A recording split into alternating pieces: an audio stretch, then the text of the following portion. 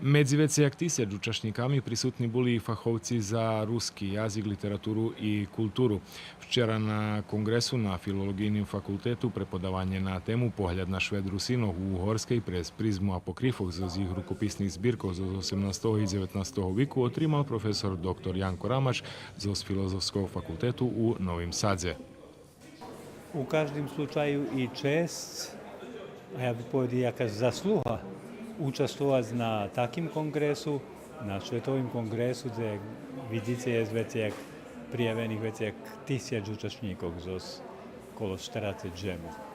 Na Filologijnom fakultetu u sekciji Rozvoj slavijanskih jazikov u uslovijoh jazičnog kontaktu u sali 35 o tendencijoh vypoľňovanja maďarskej ortografiji u rusinskim jaziku prepodavanje otrimala profesor dr. Marijana Ljavinec-Ugrin z fakultetu u Ніречхазі у Maďarskej. Для мене май навперед, то значить дуже велике діло.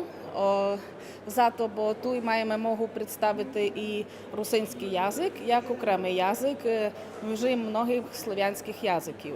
Na shodze popri prepodavанju z oblasti jazika, literaturi, otrimani i promociji knjižkov z te oblasti, okrugli stoli, tribini, plenarni zašedanja i koncerti.